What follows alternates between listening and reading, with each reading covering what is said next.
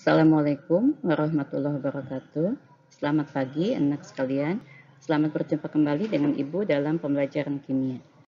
Materi hari ini adalah tentang sifat koligatif larutan. Sifat koligatif larutan adalah sifat larutan yang tidak tergantung pada jenis partikel zat terlarut, akan tetapi hanya bergantung pada konsentrasi atau jumlah partikel zat terlarut.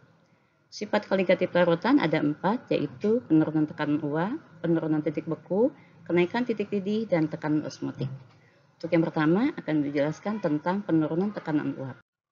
Nah, di sini ada gambar tentang proses perubahan wujud. Kita tahu bahwa wujud zat itu ada 3, yaitu padat, cair, dan gas. Menguap adalah proses perubahan wujud dari wujud cair menjadi gas. Nah, untuk gambaran partikelnya dapat dijelaskan seperti ini. Proses menguap adalah proses naiknya partikel zat cair ke atas menjadi partikel gas. Dan pada saat naik tersebut, partikel zat cair menimbulkan tekanan terhadap permukaan di bawahnya. Nah, tekanan yang ditimbulkan oleh partikel zat cair yang menguap itulah yang disebut dengan tekanan uap. Dan tekanan uap itu berbanding lurus dengan suhu. Semakin tinggi suhu, maka tekanan uapnya akan semakin besar. Berikut adalah perbedaan antara tekanan uap pelarut murni dan tekanan uap larutan. Air atau pelarut murni jika dipanaskan pada suhu tertentu maka akan menghasilkan jumlah partikel yang menguap sebagai berikut. Dan kalau larutan jika dipanaskan pada suhu yang sama maka jumlah partikel yang menguapnya sebanyak ini.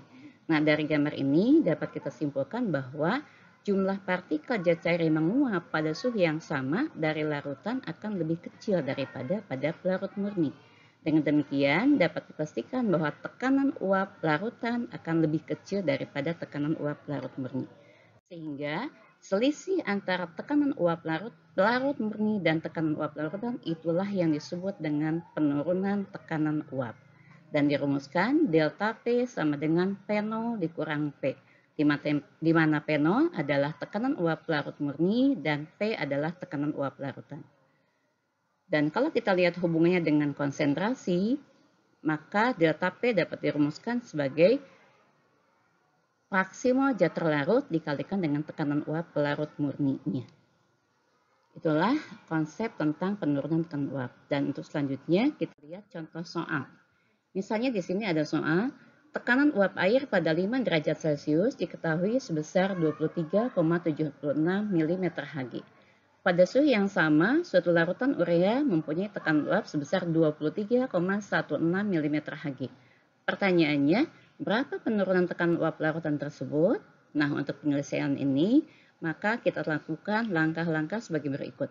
Pertama, tulis diketahui.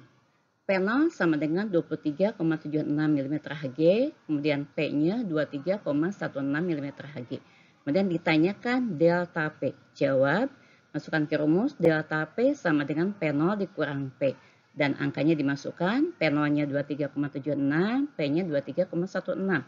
Kita kurangi, maka hasilnya delta P adalah 0,60 mm Hg. Demikianlah materi untuk hari ini. Sampai ketemu pada pertemuan selanjutnya. Terima kasih. Assalamualaikum warahmatullahi wabarakatuh.